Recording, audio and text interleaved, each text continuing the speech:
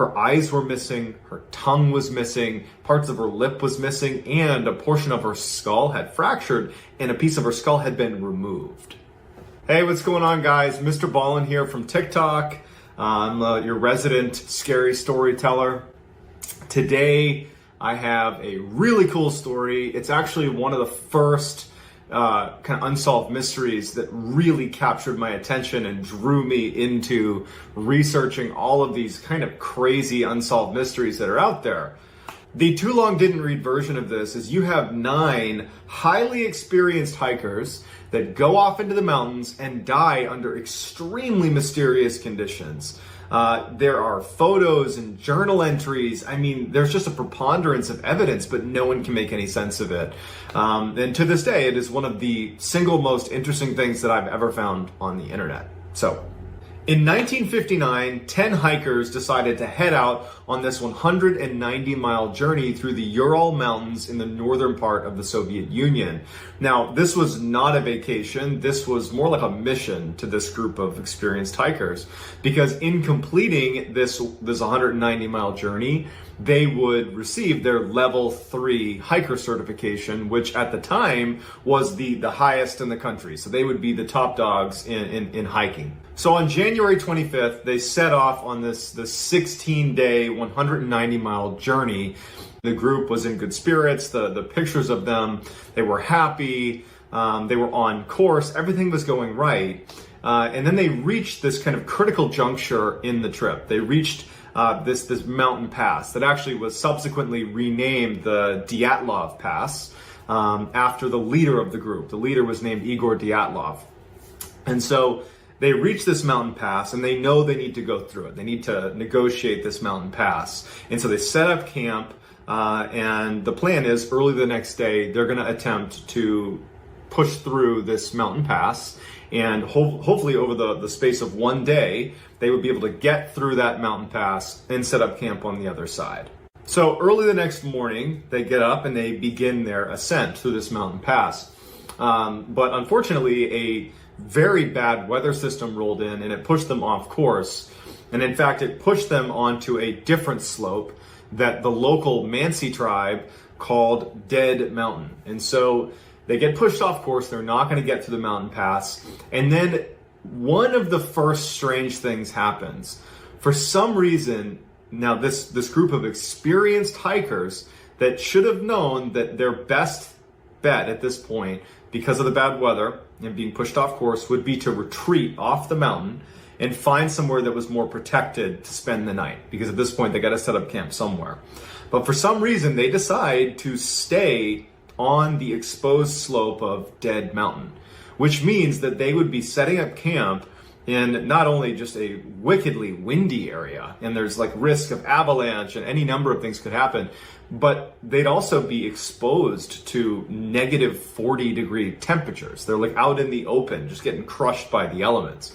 But for whatever reason, they make camp right on the slopes of Dead Mountain. So when the hikers don't show up to a rendezvous point that they were supposed to meet at a predetermined time, the folks they were set to meet, who obviously didn't meet up with the hikers, they let authorities know. It was noted that they had not made rendezvous, but because this was an experienced group, this was not a now let's send out the search party. It was more like, okay, they should have been here, but it's 9 people, they know what they're doing, they'll get here soon. 3 weeks go by, and still no one's heard from these 9 hikers. And at this point, a search party is sent out, even including military units are sent out to find them.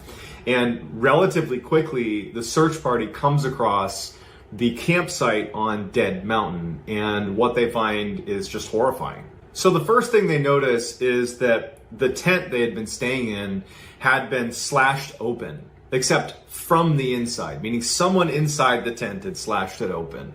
And then in the tent itself, neatly stacked, was all their cold weather gear, or the majority of their cold weather gear, like their shoes and their jackets. I mean, it's all there. And there's no sign of the hikers. And then near the camp, like literally right out of this tent, is this neat set of footprints leading down towards this forest. And investigators, when they looked at the footprints, they could determine a couple of things. One, the majority of the hikers had either been barefoot or only wearing one shoe.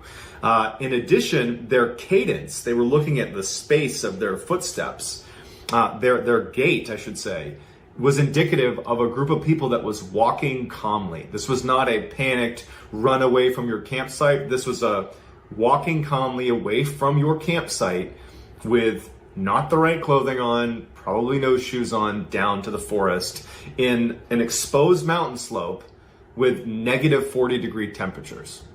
So investigators, they start following these footsteps down towards this forest, and it leads them to this area right at the outside of this forest, right underneath this big cedar tree, where there's evidence of a campfire. And around that campfire are two of the hikers' bodies. And they're just wearing underwear, they're barefoot, and their hands had been like scraped. The palms of their hands had been badly scraped. And the tree that was right next to them had evidence of someone had been trying to climb it. A lot of the branches had been ripped down, as if someone had desperately tried to climb up this tree, but was unsuccessful. As if they were trying to, seek shelter from something or someone on the ground. But obviously they did not make it in time. Within several hundred feet of that campfire, the investigators found 3 other hikers' bodies. They were similarly underdressed. And it appeared, the way their bodies had frozen, that they were actually trying to make their way back up to the campsite. Investigators noted that one of those 3 hikers had a head injury that was consistent with someone repeatedly smashing their head. Another of those 3 had a strange rectangular bruise on their side. And then, oddly enough, while they were underdressed, each of those 3 were wearing the other's bits of clothing. It was like they all collectively put on the wrong clothes and not enough clothes.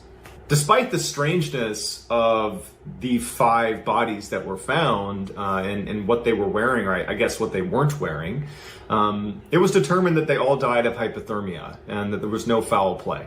It wasn't until May, when the weather warmed up a little bit and some of the snow had melted, that investigators were able to locate the remaining 4 hikers' bodies.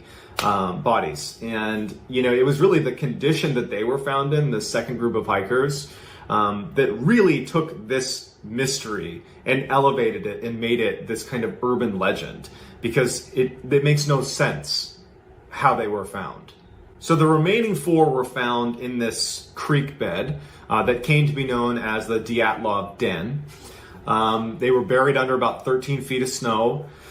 And so of the 4 bodies that were found in the Dyatlov Den, one of them had simply died of hypothermia and kind of was a lot like the first group, right? There's no severe injuries, really, just they died of hypothermia. But the other 3, that was not the case at all. The 7th hiker had a skull fracture that occurred right before he died. The 8th hiker had these extreme chest fractures that it was almost like he'd been hit by a car.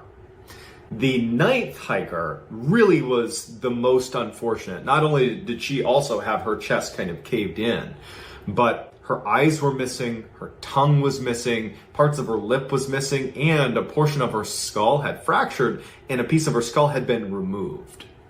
Even more bizarre is, in this second group, they had all taken pieces of clothing from the other, indicating that they had all died at different times. It was like one would die and then the other hikers would take their clothes and put them on. And then someone else would die and they would take their clothes and put them on. And I guess even stranger than that is the clothes themselves had traces of radiation on them. The Soviet government was quick to close the case. They cited, either a natural disaster or, perhaps the hikers' incompetence as the result or the reason behind this horrible tragedy. But, nobody really believed, nobody as in the family, the friends, really the Soviet population, they didn't believe that could be the actual explanation. Early on, after this case has been closed, the Soviet people, they started to believe a couple theories. One of them was there was this local Mansi tribe that was in the area that perhaps ambushed the hikers and killed them. That would kind of explain the the reason for the hikers suddenly abandoning their tent and not being dressed, and also the injuries of the second group, that could be explained by, you know, an attack by this Mansi tribe. But there was a couple issues with that theory. One, the Mansi tribe is known as this incredibly peaceful tribe, that it's just very uncharacteristic for them. There was also no other footprints leading into the area. It was just the footprints of the hikers that were, you know, in the area. Another popular theory is a swift and violent avalanche that, you know, the group couldn't have seen coming. You know, they hear it at the last minute. They jump out of their tent, you know, cut it open, they go running. But the problem with that is the tree line down near the forest they walked to, there's no sign that the trees have been damaged in any way. That, you know, there weren't any debris from an avalanche like there would be. And in that area, you know, there were locals like the Mansi tribe, and they didn't report an avalanche. They didn't hear an avalanche. And in fact, historically, there had never been a reported avalanche in that area. And subsequently, you know, for decades afterward, there still has never been an avalanche there. Another popular theory is that the reason they left their tent in the first place is because when you get hypothermia, you know, it can cause you to actually believe, kind of paradoxically, that you're actually too hot, and you start stripping your clothes before you ultimately succumb to hypothermia. But again, that doesn't really cover down on the injuries of the second group. And then, of course, I mean, with any sort of unsolved mystery at this magnitude, there's theories that range from, you know, government cover-up to like a Yeti attack or an alien abduction. This case was closed, and the Soviet government kind of just gave a fairly ambiguous answer as to why. Authorities actually officially said that the cause of death for these hikers was a compelling natural force that they were not able to overcome, which that in and of itself is an eerie way of putting it, right? They were unable to overcome a natural force. And it's not saying this was a natural disaster necessarily. They're just saying it was a natural force, which is just a very interesting way to put it. But either way, the case was closed, and that was that. But in 2019, Russia actually officially reopened this case. And they decided they were going to get to the bottom of it, because this was a case that, I mean, it is quite high profile in the world of kind of unsolved mysteries. I mean, I think if you Google, like, you know, top 10 unsolved mysteries, the Dyatlov Pass is going to come up in that top 10. This is just one of the more well-known cases. And so Russia officially reopens it in 2019, but they were only willing to look at 3 theories, which was, you know, an ice slab or a snow slab breaking and coming down and hitting them, an avalanche, or a hurricane. But unfortunately, despite diving into this and doing their diligence, they really didn't come to any sort of conclusive conclusion. They kind of ended it, they closed it, I should say, much the same way they did back when it actually happened in the late 50s, which is, yep, some natural force did this. They did, that was it. It was really unsatisfying. The only real conclusion that they made in 2019 was that no criminal activity was indicated. So whatever happened, they're saying was natural. It was not, it was not criminal. So with that, the mystery today remains technically closed, but unofficially, I would say this mystery is not even close to solved. And I'd love to hear in the comments what you think happened at Dyatlov Pass. So that's going to do it, guys. I encourage you to go check this out, Dyatlov Pass. It's fascinating. And please, if you haven't already, subscribe to my channel. And also, please turn on notifications so you don't miss any of these stories. I'm going to be putting these out weekly. It'll range from mysteries to scary stuff to disturbing, creepy stuff. Kind of just generally interesting, darker content is going to be the focus of this channel. Also, be sure to check me out on TikTok. My handle is MrBallen, same as my YouTube channel. I'm also on Instagram, but my handle is JohnBallen416. That's going to do it, guys. I hope you enjoyed it, and I'll see you next week. How did she manage to bypass the alarm, climb onto the water tank without the use of a ladder, open the lid, and then wriggle inside of the tank itself, and then shut the lid, and then, drown? How did that happen? Hey, what's going on, guys? MrBallen here. You probably know me from TikTok. Hopefully you're starting to get to know me on YouTube as well. Today we have a really fascinating mystery And no, I'm not going to be saying that about every single mystery I do. I think I said that about the last one, the Dyatlov case one. If you haven't seen that, go check it out.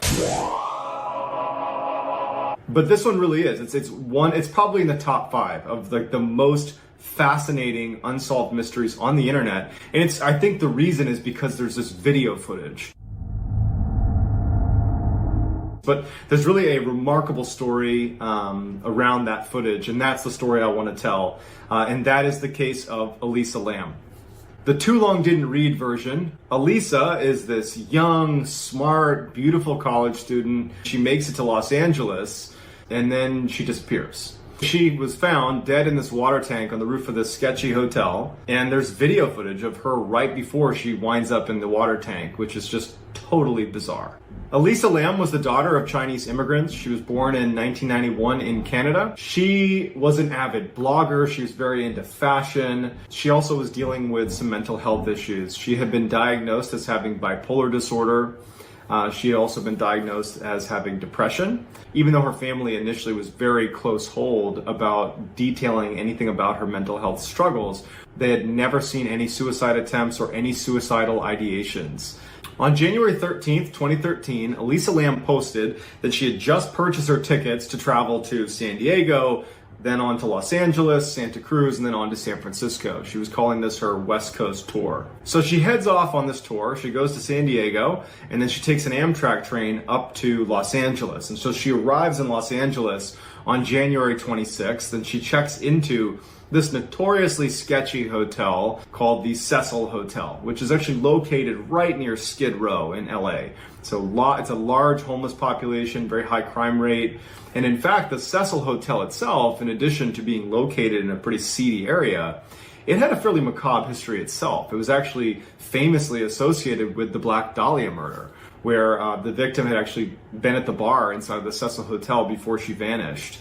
And then, including the Black Dahlia, there were 15 other non-natural deaths associated with the Cecil Hotel ever since it was built in the 1920s. And you would think that it would have been condemned, but in fact, LA has made it a landmark right now, so it's kind of protected, the hotel itself. But either way, she checks into the Cecil Hotel on January 26th, and initially she's put into a shared hostel-style room with some other tourists in the area.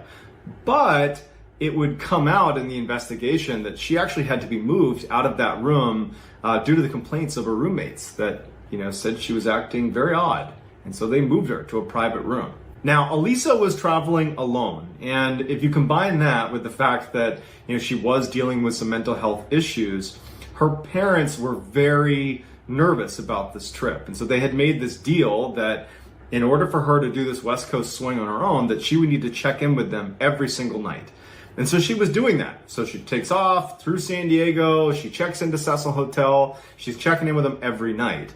But on January 31st, which was the day she was supposed to check out of the Cecil Hotel, she went silent.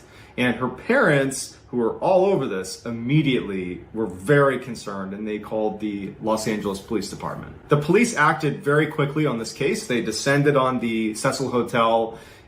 They started looking everywhere. They interviewed hotel staff. They interviewed local businesses. They plastered her picture everywhere, and they couldn't find her. The hotel staff, they said that, we saw Elisa, and they did mention that she had been moved from the shared room to her own room, but that any interaction she had had with staff, which there weren't that many, was she was minding her own business. She was by herself, and she seemed like a totally normal guest of the hotel. There was a business owner. She owned a bookstore called The Last Bookstore, kind of ironic, who saw Elisa Lam. She was one of the last people to see Elisa, and she said that she was there purchasing gifts, clearly for her family, little trinkets to kind of memorialize her trip through LA. But that was it. And so despite the massive, attempts to find her, and this case had also gained quite a bit of media attention, not just in LA, but internationally. This was all the way back in China, where, her family was from. This was making headlines everywhere. Despite all of that, no one could find Elisa. Then the police were given footage of Elisa in the elevator, and the police released that footage to the public, and it pretty much immediately went viral. No one can make sense of what the heck Elisa is doing in the elevator. She gets into the elevator, she proceeds to press all of the buttons, and then hides in the corner of the elevator. And then she starts poking her head in and out into the hallway as if she's looking for someone. And then eventually she kind of gets into the threshold of the elevator and starts moving her hands around kind of crazily, like she's either talking to someone or, I mean, it really looks like she's hallucinating or something. It's very bizarre hand gestures. And then she disappears. And that was the last footage we have of her alive. And what's even stranger is probably right after this video is taken, she goes to the rooftop by her own will, or someone made her go there, and she dies. So we're looking at the last few moments of Elisa's life. Now, the footage, despite its virality and despite how much more attention this gave the case, it didn't actually provide any big breaks, because the footage just captures this woman who seems kind of disturbed on the elevator. It doesn't give away really anything that actually happened to her. But after the release of that video, over the course of the next 2 weeks, guests of the Cecil Hotel started complaining about low water pressure, as well as a foul taste in the water. In fact, one of the guests even said that the water, when she turned it on, had come out black before clearing, and then it was clear water, but then the water had a foul taste to it. On February 19th, so this is now 2 weeks after her disappearance, and now following all of these complaints about the water, Santiago Lopez, who's a maintenance worker for the Cecil Hotel, he goes up to the roof and he goes to check on the water. He opens up the water tank to see what's going on, and there, lying in the water, is the body of Elisa Lam. So a couple things about the water tank itself. So it's on the roof of the hotel, and in order to get onto the roof, you would have to go through a door that has an alarm set. So you'd have to know the alarm code. Because if you didn't and you triggered the alarm, I mean, it goes off across the whole hotel. I mean, someone would have heard this alarm. Or you could have, I guess, taken the fire escape, but that's a fairly obvious thing, and someone would have noticed, and no one claimed to have seen her taking, the fire escape up to the roof. Then let's assume you've made it on the roof somehow, either by knowing the code to the door or using the fire escape. The tank, which is this 4-foot tall tank, is actually about 10 feet off the ground. And in order to get to the tank itself, you would need to use a ladder. And there weren't any ladders present. There's no ladders anywhere, right? But so even if you manage to climb onto the tank, without the use of a ladder, there are these heavy lids on the surface of these tanks. I mean, the hotel doesn't want people getting into the drinking water, so it's pretty well guarded. If you could get the tank to, I think it actually slides off, the opening to the tank isn't particularly large, so you'd have to wriggle your way into the tank. And then once you're in, it would be nearly impossible to shut the tank again. And the tank was shut when they found it. When Santiago Lopez went up there, the latch to the lid was undone, but the lid was covering the tank. So how did she manage to bypass the alarm, climb onto the water tank without the use of a ladder, open the lid, and then wriggle inside of the tank itself, and then shut the lid, and then, drown? How did that happen? Because her body had decomposed significantly, it was fairly difficult to run any sort of forensic testing to see what the heck happened to her. But the coroner was able to determine that this was an accidental drowning. As improbable as that sounds, that's what the coroner's report indicated. Amateur and professional sleuths alike are fairly divided on what actually happened to Elisa. Some say that if you look at the odd behavior complaints that have been made against Elisa by her roommates that first night at the Cecil Hotel when they had to move her to her own room, people point to that as, indicative of someone who had a sort of psychotic break. And that, the footage of her in the elevator was just someone having a manic episode, and that's what caused all of this. And there's a fairly large contingent of people who believe that. Others say Elisa just committed suicide, that even though it was a complicated suicide, it was suicide nonetheless. And of course, because this is a very high-profile, unsolved case, there are theories about this being, somehow connected to the paranormal or ghosts or any number of theories. But the bottom line is, despite knowing the who, what, where, and when, and having footage and timelines, we just don't know the why. The one thing that most people investigating this case can agree on is they really want the coroner's report to be re-examined. Not because there was negligence or something, but because there has to be something else there. This can't have just been another accidental drowning when just the circumstances surrounding her death are so bizarre, and just the likelihood of her being able to get onto the roof and up into that water tank without help is a little bit far-fetched. And so, unfortunately that hasn't happened, and, for her parents, unfortunately, there's probably not going to be closure anytime soon. So that's going to do it, guys. If you haven't already, please smash like and subscribe to my channel. I'd love it if you turned on notifications as well. I'm really making a push to get more of these stories on my YouTube channel, looking to do 1 or 2 even every week. This is really my primary focus going forward, so please subscribe, like, and turn on notifications. Also, be sure to follow me on TikTok. My handle's the same as YouTube. It's MrBallen. And then also on Instagram, it's JohnBallen416. Thank you all so much, and I'll talk to you guys soon. Cases like this don't happen. Hey, what's going on, guys? MrBallen here. You probably know me from TikTok. In fact, I bet there's a percentage of people that are on this YouTube video just because they watched my TikTok version of this case, the Jamie Close case. And so thank you for making the jump and watching the full version. I hope you'll stick around and you'll actually subscribe to my channel, because I'm trying to make YouTube my primary medium for sharing stories with the world. It'll be much the same content that I'm putting on TikTok, scary stories, murder mysteries, unsolved stuff, spooky stuff, dark stuff, just kind of anything that's compelling. And YouTube's going to be the place where I try to do that primarily. And so I'm already committing to doing, 1 video on YouTube a week. I'm trying to make it 2. This is the first week I've done 2, so we'll see how it plays out. I do have, 3 kids and other job responsibilities, so it's a little hard to juggle, but I love doing this stuff. So please, if you enjoy this video and you like my content, please subscribe, please stick around.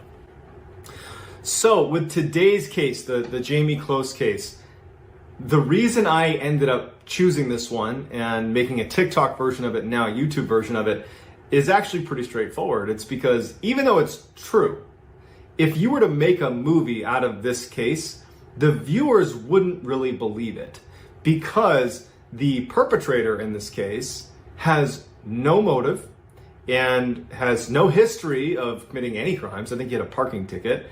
And he targets a child. Putting that all together, you don't see that. That is not a popular archetype for a movie. The idea that there are just these random, perpetrators out there just targeting random children and harming them and their families. There has to be a motive, especially when it comes to children being involved. There has to be a motive. And in this case, there really wasn't. And even the perpetrator, when he was in prison, he wrote a letter to Jamie and her surviving family members where he kind of tried to explain why he did it, but even he didn't have strong enough language to communicate what it was. He made it seem like it was pretty complicated, and even he didn't know. He just said, hey, look, I'm not a serial killer. I just had to do this, and I don't really know why. So it's just one of the more disturbing cases when you go into it knowing that this whole thing was perpetrated by someone who had no criminal history. He had no connection to the victims, except that he randomly had a chance encounter with one of them. And it just kind of happened. It's just one of those horrible things that even now, no one really understands, including the killer himself. So let's dive into it. In 2018, 21-year-old Jake Patterson is on his way to work at a cheese factory in Wisconsin. He'd only been working there for a couple of days. This is like his 3rd day on the job. He's this kind of typical guy leading a typical life in Wisconsin. And he's driving his Ford Taurus. He comes to a stop behind a school bus where middle school kids are getting on the bus. And he's sitting there and he looks up and he sees, for the first time in his life, a blonde-haired, green-eyed girl who ended up being 13-year-old Jamie Close. And as he's sitting there, because this all came out in a very lengthy confession, so we have lots of details about this case. As he's sitting there watching Jamie, who again, he doesn't know, get on the bus, he has this realization that she is going to be the girl that he takes. He actually says that sitting behind the wheel, he's like, I realized right then and there that she's the one I'm going to take. And so a guy with no criminal history, he's sitting there coming up with this plan of how he's going to abduct this girl.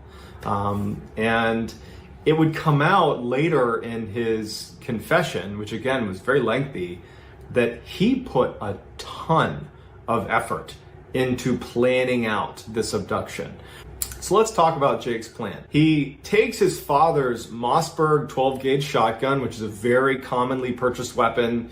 He assumed that because it is, so widely purchased, it would be hard to track. Okay, so he takes his gun, takes a couple slugs, so he's got his weapon. Then he goes and purchases a balaclava, so a mask, a whole head mask from Walmart. He shaves his head, shaves his beard so that there wouldn't be any hairs, for forensic evidence at the crime scene. This is all so premeditated. He went out and purchased gloves and wiped his gloves all so they wouldn't have prints on them. He purchased steel-toed boots and dark jeans and a dark jacket in the car he was going to use, because he plans on abducting Jamie, and he knew he was going to be keeping her in the trunk. He cut the cord inside of his vehicle. It was when you press this button inside the car, it would open the trunk. Basically, he didn't want any access to the trunk unless he had the key. So he cuts that cord. He disconnected the dome light inside of his Taurus, his Ford Taurus, to try to better conceal him when he's in the car. I mean, this guy, he's really thinking hard about how he's going to do this. He knew he was going to go in that house, he's going to take Jamie, and he had his big plan, right? 2 separate times, Jake tried, unsuccessfully, to abduct Jamie. He drove to their house the first time, and there were cars in the driveway, so he got spooked and he leaves. He comes back and he's about to drive up the driveway when lights come on, so he leaves again.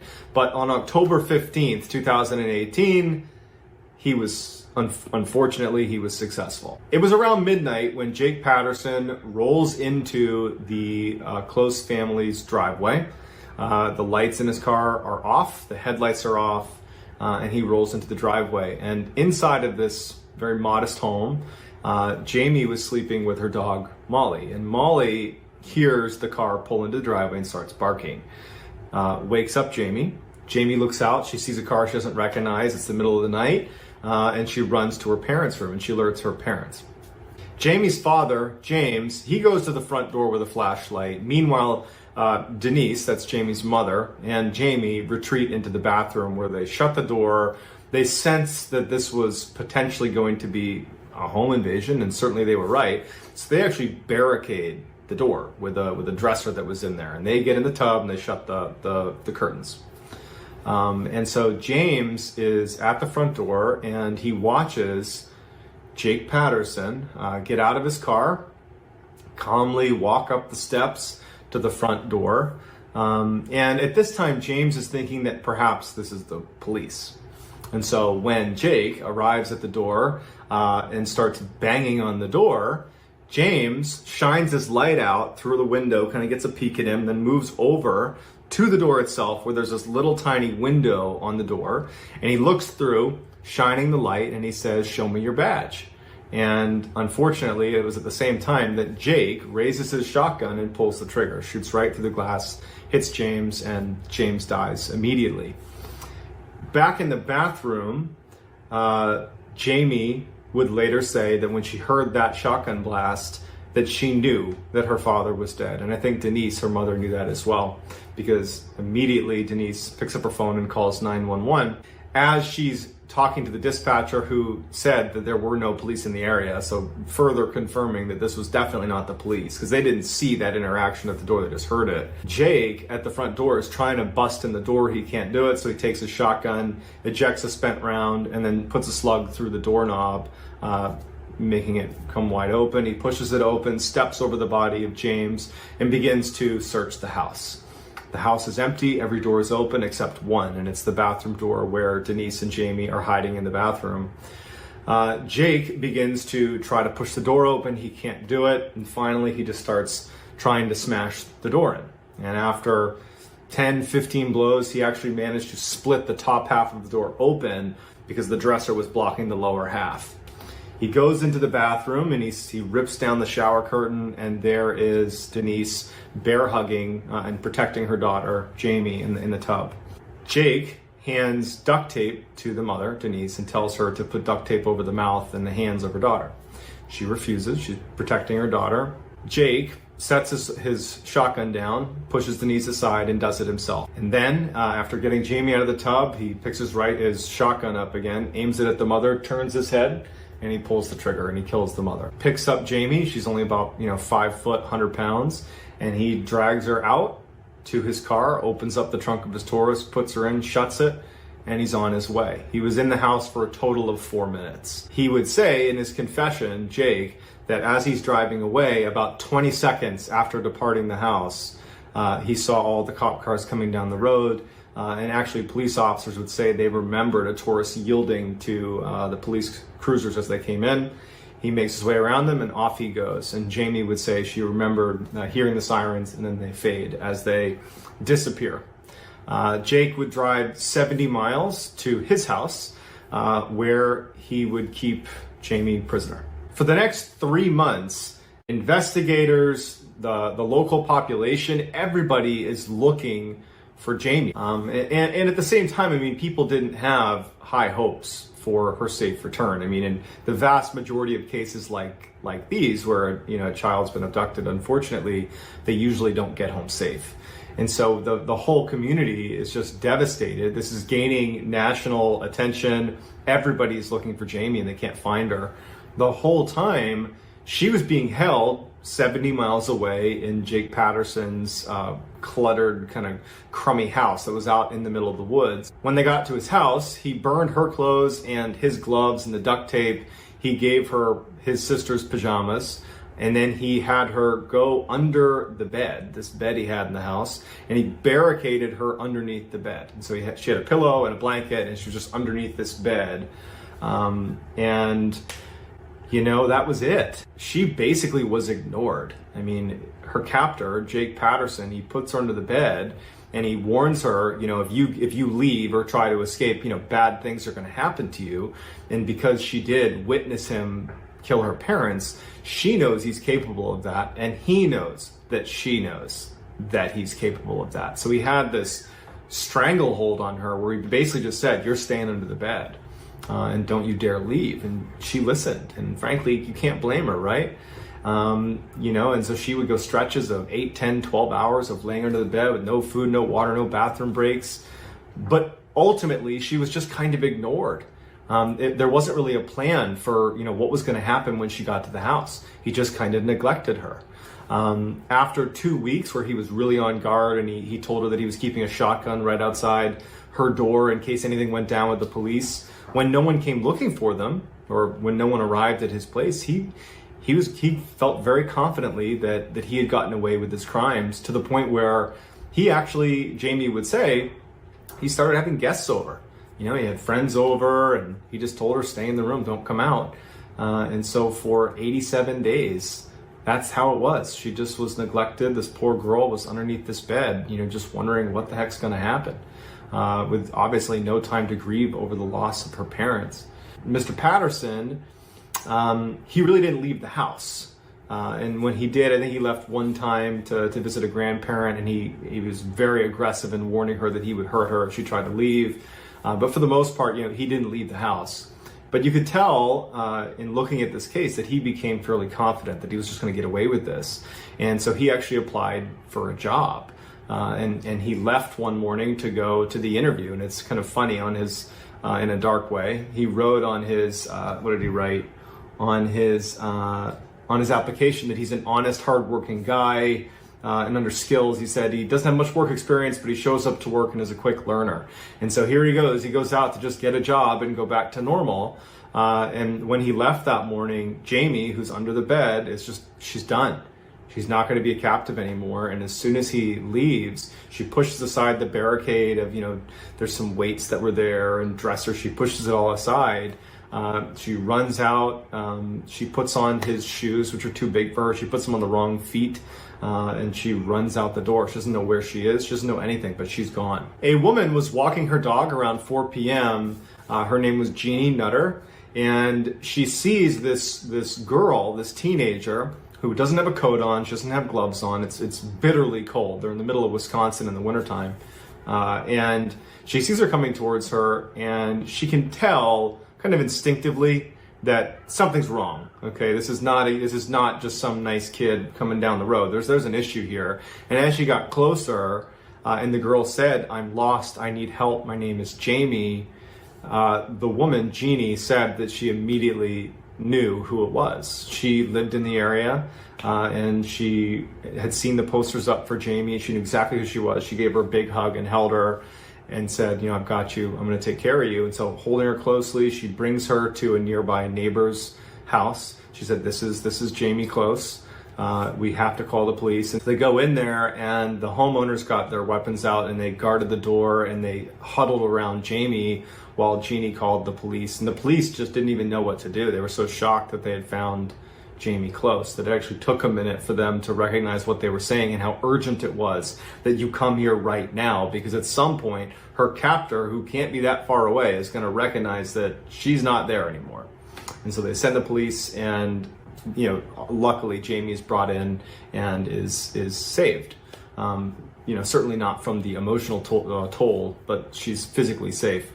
Jake comes home from his big job interview, and he sees that Jamie's gone, and he sees footsteps leaving his property in the snow, and he goes out looking for her. And just because this is the way things go sometimes, he was immediately rounded up by the police. They found his car, they found him.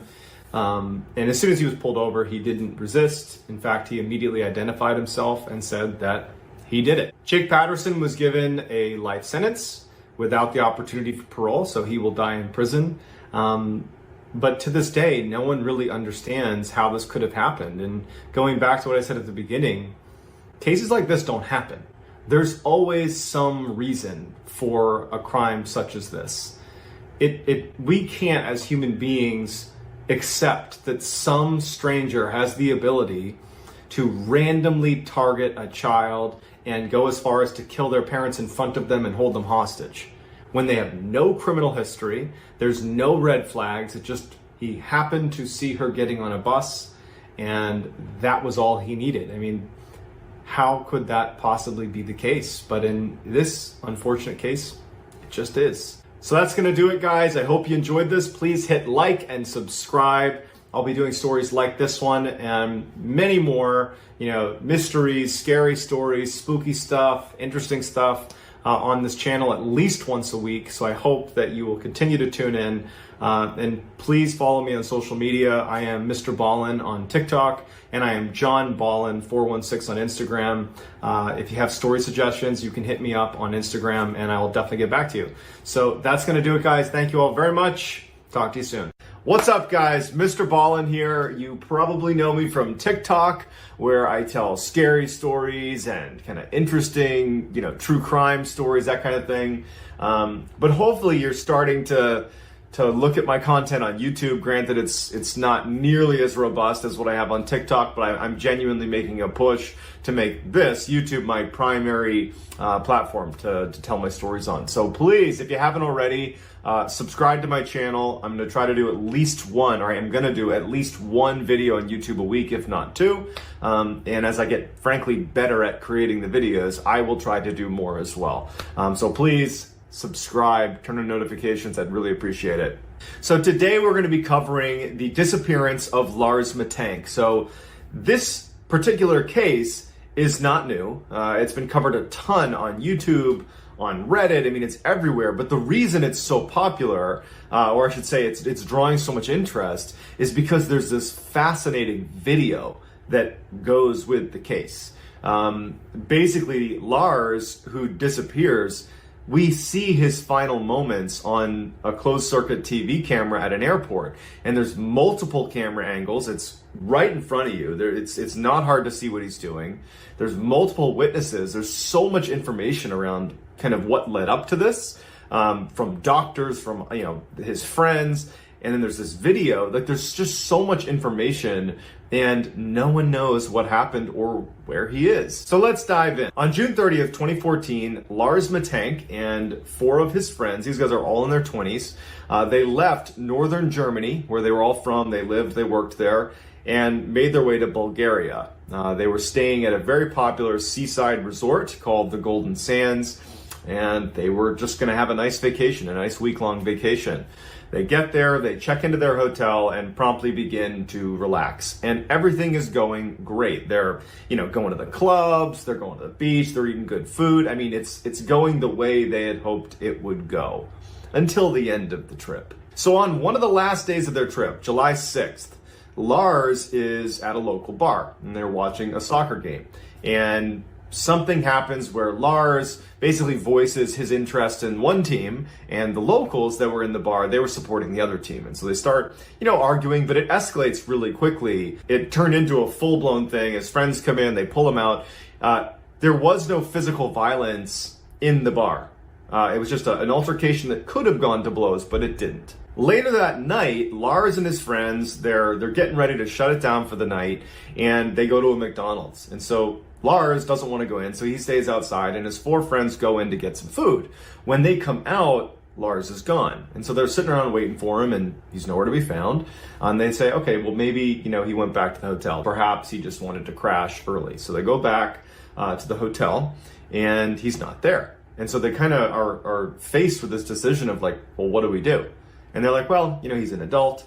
I'm sure he's fine, and I bet he'll turn up soon. So they just kind of write it off and say, Lars will come back. And so they go to bed.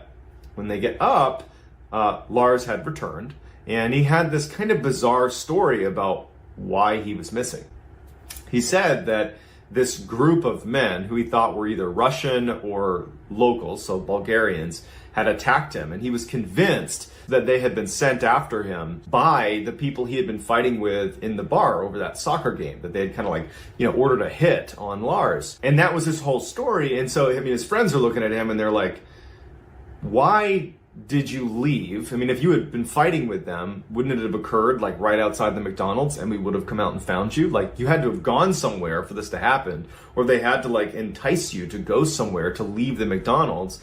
And then like, how long did this attack take? Because this is like, midnight, let's say they're at McDonald's and you're not back at the hotel for, 4, 5, 6 hours. Like, the time didn't make any sense. But ultimately, they kind of decided that, Lars just had a weird night. He's back now. He is safe. So let's just write it off. He was attacked, but we're leaving here today anyways. Lars said that he got hit in the ear during the scuffle with these 4 assailants. And so just to be safe, they said, Lars, you should go to the doctor. You should just get it looked at before we fly home. So Lars goes to a doctor who examines him, and he looks in his ear, and it turns out Lars has a perforated eardrum. And, at first, the doctor actually suggested surgery, which Lars refused. He didn't want to do surgery in Bulgaria. If he was going to do surgery, he would have done it back home in Germany. And he instead goes for the antibiotic that this doctor prescribes him, which is called cefuroxime. So here's an image of it. You can see it for yourself. So he gets this antibiotic, and the doctor tells him that, flying, because he was scheduled to fly home with his friends back to Germany that night, flying could be problematic for someone with a perforated eardrum, because the change in air pressure as you're flying could potentially make the damage to your ear worse. And so the doctor suggested that you don't fly home with your friends tonight. Instead, you delay your trip home a couple of days, and you just kind of let your ear, recover a little bit before you fly home. So Lars goes back and he tells his friends what's going on with his ear and what the doctor said. And their first thought is, well, we'll stay with you. We'll stay here with you. We'll all delay our flights, and we'll fly home together in a couple of days. But Lars was adamant. Maybe he was just trying to be a good friend and not make them worry. He just said, look, I'm going to be totally fine. You guys take your scheduled flight tonight. Go home. I'm fine. I'll get a cheap hotel. I'll stay here for a couple of days, and then I'll make my way home. It's not a big deal. So Lars and his 4 friends, they take off for the airport. His friends go into the airport and fly home to Germany.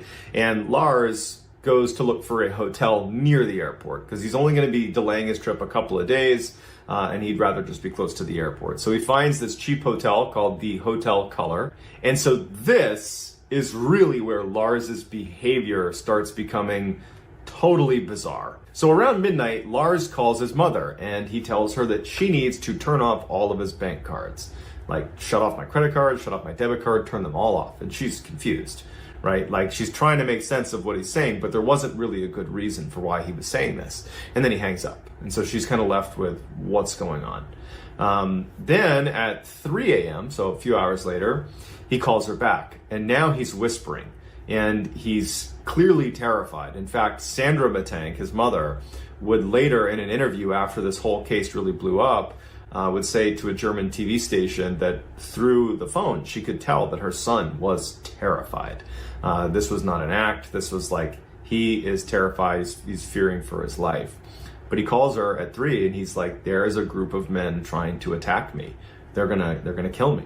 And he was 100% convinced of it. She, Sandra, would later say that she wished that she had asked more questions of her son. But this behavior was so uncharacteristic of him that I think his mother just kind of was like, okay, we're gonna get through the night. I'll talk to my son tomorrow. He's coming home tomorrow anyways. But that didn't happen. So finally, after that phone call at 3, he texts his mother a little bit after that, asking her about the antibiotic he's been prescribed. And he's asking her what it is. He's listing the name, which again is cefuroxime 500. And he's asking her about it like he has no idea what it is. And she's like, that's a very commonly prescribed antibiotic that lots of people prescribe. They gave it to you. Investigators would later speak to staff at the hotel and they would review the hotel's footage, their CCTV footage. And between the first phone call to his mother at midnight and the phone call at 3 a.m., Lars had actually been pacing the halls at around 1 a.m. He'd been pacing up and down the halls and he was ducking into an elevator and hiding. And then at some point he had left for about an hour and then came back and no one knows where he went. At 6 a.m., Lars was dropped off at the airport via a taxi, and investigators would speak to the person who rode that taxi with Lars, and they would say that he seemed a bit off. They said that his pupils were very dilated. He gets to the airport and he texts his mother that he's arrived at the terminal. At this point, his mother confirmed that his flight had been booked, and she suggested to him that he should go talk to the airport doctor and just get his ear looked at one more time before he flies home. And I think on some level, she just wanted a health professional to see her son, just because the behavior he had shown over the past, 12 hours was just totally out of character. The CCTV cameras capture Lars walking into the airport, seeing this doctor, and then I'll get into what actually happens. So on camera, and you're going to see it in a minute, Lars goes into the airport. So his mother's told him that he needs to go see a doctor, and he does that. He walks over to where the doctor is, and he goes inside. Everything seems totally normal. That doctor would say that he was pleasant, but as he was being examined, the doctor looked in his ear and said, "Yep, everything looks okay. You can fly home." But the doctor would say that it was clear that Lars, he was paranoid about something. The doctor didn't know what it was. He has no context. But he could tell that something was going on. He was fidgety, he was a little bit nervous. And then when a construction worker came into to the doctor's office, he had on a construction, bright, reflective vest. They were doing some renovations inside of the airport, so this is fairly normal. And apparently this construction worker, was actually working on the doctor's office, and he stepped in to maybe ask a quick question. Lars sees this construction worker, and this is actually, I think this is off camera. You see that he's in the office, but you don't see this interaction. And something happens where, this guy triggers a full-fledged flight response, where Lars drops everything he has, leaves his luggage, and starts yelling, "I don't want to die, I don't want to die," and sprints out of the airport. This is all on camera. You're going to see it in a second. And he leaves the airport. He's just kind of looking around. He doesn't really know what he's doing. And he kind of like jogs his way across the parking lot. And he gets to a big barbed wire fence, instantly scales it. The barbed wires don't seem to affect him. And he disappears into the woods, never to be seen again. So since his disappearance, there's only been, one unvalidated sighting of him. It was a year later by a trucker who really didn't have much information about him. He just said that he picked up a guy that was like barefoot walking on the road, who later on this truck driver would look at the news or something and would say, oh, that looks like Lars Mittank. But that's unconfirmed. Other than that, we have no idea what happened to him. A couple theories about what might have happened. The first one is that perhaps there was a side effect of this antibiotic that he was given by this doctor in Bulgaria. But there's a couple huge issues with this. The first one being Lars never filled his prescription. The doctor, when he went to the airport, was able to see his records and he had not filled it. So he didn't have the antibiotic. But even if he had, this is one of the most commonly prescribed antibiotics that, you know, the percentage of people that have any sort of side effect is it's like less than 1%. So it's possible, but he never filled his prescription. So that seems like that's kind of out the window. The other is, especially if you look at the mydriasis that he was experiencing in the taxi cab with the highly dilated pupils, you know, the hit to the head, you know, this ruptured eardrum, that perhaps he suffered like a traumatic brain injury, like a concussion, that was leading to somewhat erratic behavior. And I'm by no means claim to be a medical professional, but typically if you see side effects of a head injury, it doesn't present itself immediately and like super aggressively. It's usually over the course of time, your behavior changes, or at least a couple days later they present. It's very rare that you would be struck on the head and be a totally different person, but it is possible. Another theory is that even though Lars did not have a history of mental health issues, and neither did anybody else in his family, that the fight he got into where he was attacked could have triggered some sort of psychotic break that was so stressful that he lost his mind. That is certainly possible too. So weeks turned into months, turned into years, and you know, despite the unvalidated sighting, I mean, no one has any idea where Lars is. You know, he was an outdoor enthusiast. He was definitely competent in the outdoors, not like a survivalist or something, but he definitely was not, you know, out of his element out in the wilderness.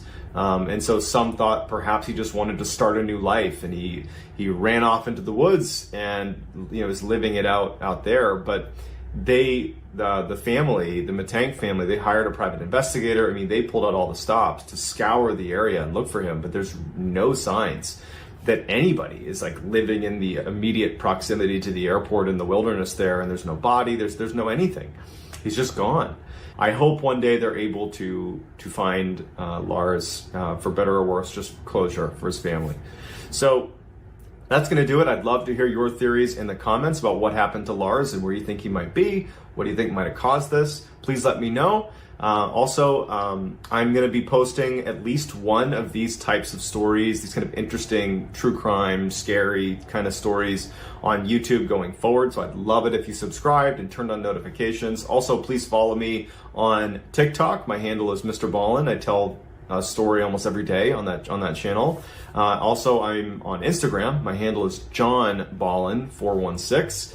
You can DM me there. I'd love to chat with you there. And that's going to do it, guys. Thank you so much for your support. But it's the state that the remains were found in, and some of the other things that were found in conjunction with these remains that raise a lot of questions. Hey, what's going on, guys? MrBallen here. You probably know me from TikTok, where I am known for telling scary stories and talking about unsolved mysteries and true crime. But if you are not coming from TikTok, and I'm starting to see a trend that actually a lot of people are just finding me on YouTube, which is really cool. I was a Navy SEAL for a couple of years. I was actually medically retired in 2017. And I started making content about my military experience, mostly on Instagram.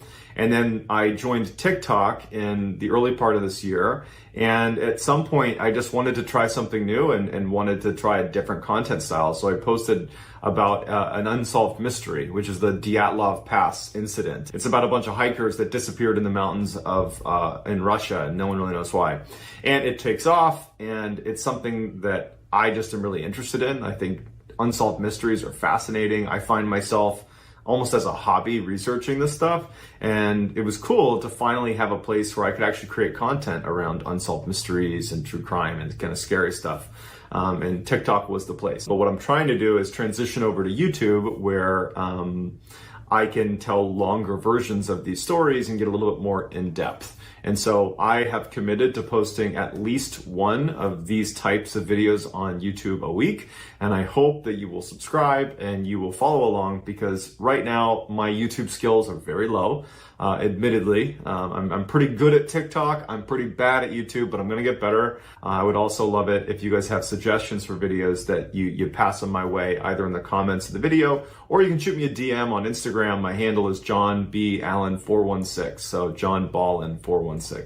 Shoot me a DM and I'd love to hear your feedback. So today we're going to talk about one of the more well-known unsolved mysteries, and it is the very strange disappearance of two college students from the Netherlands who go to Panama, and they've saved up all this money to go on this trip. Like, they were working in a cafe for the 6 months leading up to this trip that they were going to finance mostly themselves. They had mapped out all these different places they're going to go in Panama. It was going to be like part vacation, part like mission trip, where they were going to be helping out with different charities in the different villages they go to, but also enjoying the travel.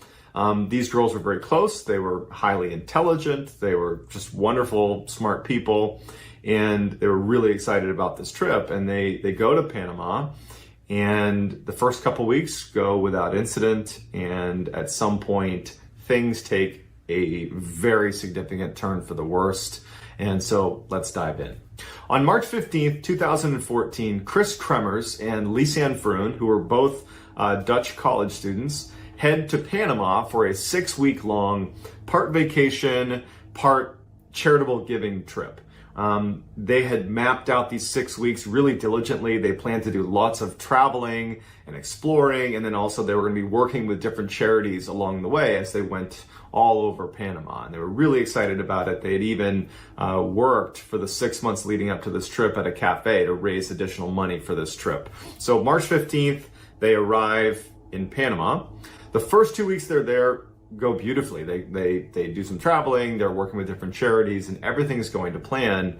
And then by the second week, they arrive in a little town called Boquete, and they stay at this hostel. So that's like a group living situation. It's pretty common amongst travelers all over the world, where to save money, you'll crash at these almost like dorms, where other travelers and people will stay in the same room as you. 2 weeks in, they're in Boquete and they're living in this hostel. So on April 1st, they're in Boquete, and they want to go on this fairly significant hike, which is going to be around this massive volcano called the Baru volcano. Up near, I guess, the summit of the volcano, there was this amazing overlook where if you climbed up to it, you could get a beautiful 360-degree view of the entire area. Vroon and Kremers decide they want to go hike up to that overlook. They were experienced hikers, but realistically, I don't think they were taking this hike particularly seriously. It was a hike that was traditionally a guided hike, meaning usually you went and did this with a local who could make sure you didn't leave the path or, fall where you didn't know there was a cliff or something. They opt to do this on their own. So they head out, and they bring the hostel owner had a dog, and they decide to bring that dog along with them. It was a very friendly dog. So Kremers, Vroon, and the dog head off for this hike up this volcano. They had a digital camera with them, in addition to water, and they had their phones. They had all the different kind of basic supplies. They had a camera, and so this is important because they take a bunch of pictures as they begin this journey. So that night, the dog returns to the hostel, but the girls aren't with the dog, and so this alerts the owners of the hostel. But they search the area, I guess the immediate area, for the girls. They can't find them, and they decide, we'll just wait until the morning and see if they turn up. The next morning, they don't turn up. Additionally, the parents of the girls, they were used to getting very regular text messages from these girls to kind of let them know that everything was okay, and the text messages stopped. And so that alerted the parents as well by the second day after they've gone missing. And so authorities are alerted. Search crews were organized on foot for the first day. So April 2nd, there are search crews all over the place looking for these girls. Can't find anything. The next day, they set up aerial search teams. They're scouring the jungle looking for signs of these girls. No sign of them. The search continues. And then on April 6th, the parents of Kremers and Froon, they arrive in Panama. They immediately offer a $30,000 reward for any information about their daughters, which is a ton of money in Panama. It's roughly equivalent to about $500,000 in a developed country. I mean, with 30,000 US dollars in Panama, I mean, you could buy land, you could buy a house, you could start a business. I mean, this is big money. And considering many people, especially in that area, were day laborers that were working for like less than $10 a day. I mean, you would think that that type of reward for just information about these girls would incite hundreds of people to just on their own go looking for these girls. And if you consider too that, I mean, this is a small town. I mean, news travels fast. You know, this is the area they probably grew up in. They know the area really well. The idea that with an amazing incentive, the financial incentive, and just the fact that they know this area really, really well, it was odd that nothing was turning up. There were no leads coming in. 3 months go by and there is not a sign of these girls anywhere. They have vanished. There's no leads. Nothing's been found. Obviously at this point, the family and investigators have pretty much accepted that they're probably deceased at this point, but they're looking for them. They want to know what happened. And a local woman finds Froon's backpack, her blue backpack, 5 miles away from where the girls were supposedly hiking, or where they had intended to hike. Navigating a jungle is exceptionally difficult. Even with the right equipment, even knowing what you're doing, the travel is so slow. Cutting through the growth on the ground, there's animals to contend with, even though it's incredibly moist, and there's lots of moisture in a jungle, the water oftentimes can't be drank. So the risk of dehydration is really high. The jungle that they were in was incredibly mountainous. And so in addition to just navigating a jungle, you're dealing with pretty significant elevation changes. I mean, it is a treacherous place to be navigating, absolutely treacherous. And for them to have moved 5 miles through dense jungle it's incredible. That is almost unbelievable. But nonetheless, their backpack is found, 5 miles away. In addition, the woman who found the backpack, she was a local woman, and she said, I'm out in this area a fair amount, and I've not seen this backpack. I saw it today, and I picked it up and reported it. But it just means that the backpack probably had not been sitting there for very long. It had been probably placed there within the past couple of days, let's say, which doesn't really provide that much clarity, but it adds to the kind of intrigue around what actually happened. So the backpack was in great condition, and everything inside the backpack was very neatly kind of placed. It looked like someone had very intentionally placed everything in the bag, zipped it up neatly, and put it down by the riverside to be found. It didn't have the look and feel of a backpack belonging to two missing people in the Panamanian jungle that's been missing for the past 3 months. It looked like it had just been grabbed off a shelf, put some stuff in it, and put down. But either way, inside there was, their sunglasses, there was a water bottle, there was some underwear that was in there, and their digital camera was in there, which is going to be really important. And both of their phones were in there, another really important part of this investigation. So when the initial search was conducted, it was done with a focus on the volcano area, because that's the last place the girls had been, at least as far as everybody understood. But now that they found this backpack 5 miles away, they had a new area to search. And so they start searching around the area around the backpack, and they quickly find some of the girls' clothing neatly folded on the side of a river, but no sign of the girls. And then another 2 months go by, and they finally locate in the same rough area that the clothes and the backpack were found. They actually discover some of the remains of the girls, that DNA confirms it was them. but it's the state that the remains were found in and some of the other things that were found in conjunction with these remains that raise a lot of questions. So of the remains that were found, DNA proved that some of them were Chris Kremers and Lisa Ann Froon.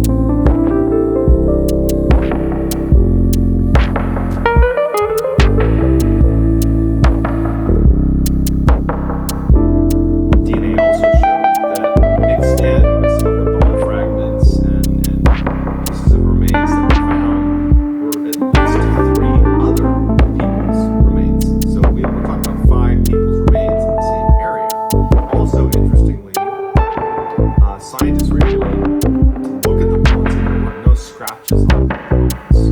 So that's important if you think about it.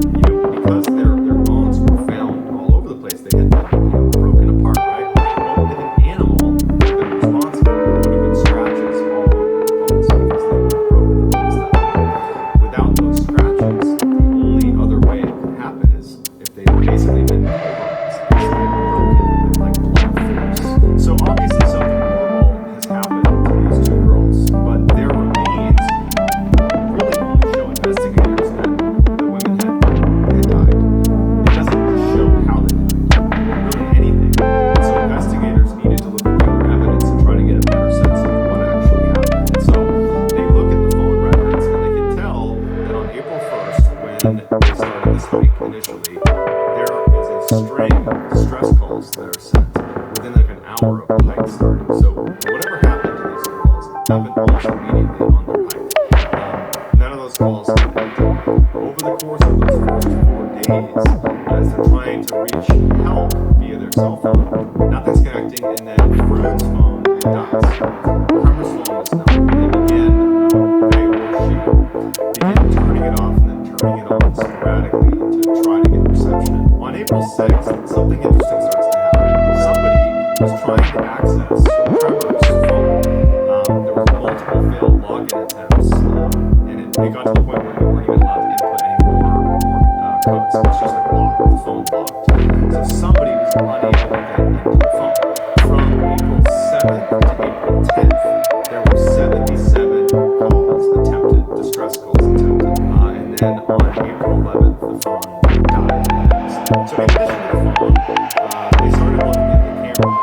And so when you look at all the pictures they took, the beginning of the camera roll is this wonderful, montage of these two girls having this great time hiking up this volcano. And then as the night begins to fall, you can tell that their expressions begin to change a little bit. It looks like you can begin to see that maybe something was wrong, perhaps they lost. You don't really know.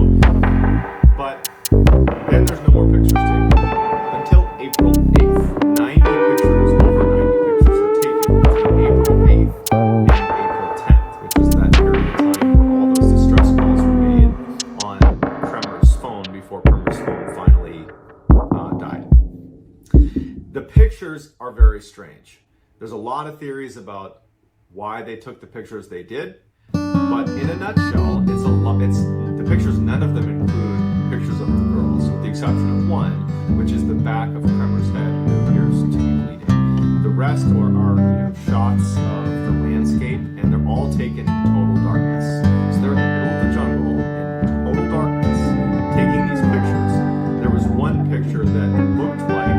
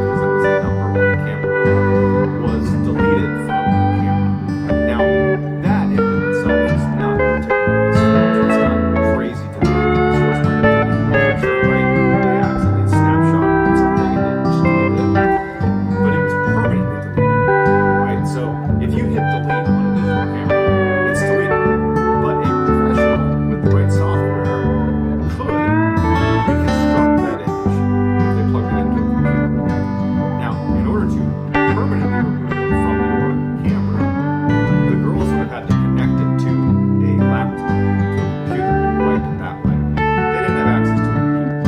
So at most, they might have hit delete, but it still would have had that archived almost ghost image that a professional investigator could have reconstructed.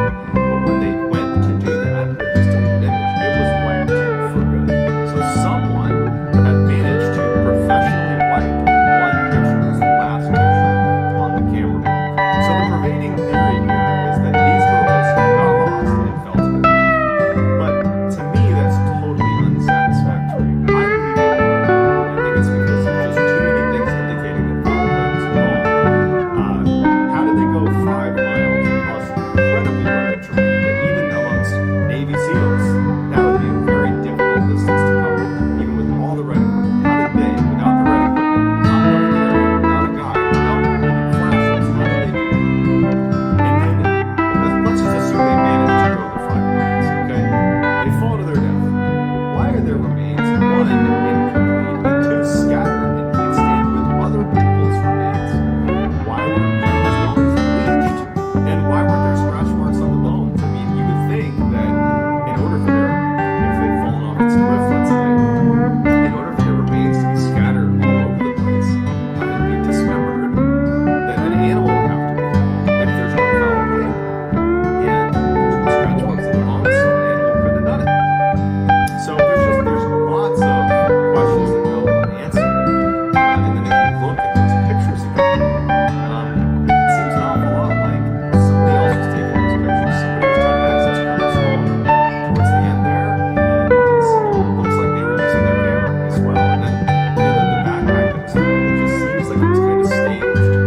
But then again, like, to what end? Why were they giving away the camera and the phone, which kind of led them to thinking probably this is foul play? Why would they place the backpack? That doesn't really support anybody. It actually just adds more questions about the case. So the whole thing is just very confusing. But the narrative that they say got lost and fell, to me, seems like the most far-fetched thing. So that's going to do it, guys. If you like this, please like and subscribe. I'll be doing these at least once a week. I'd love it as well if you drop in the comments suggestions for future videos. And also, please, if you want to message me, hit me up on Instagram. My handle is JohnBAllen416. Also, please follow me on TikTok. That's MrBallen on TikTok. And so that's going to do it, guys. Let me know what you think happened in the comments. Thanks.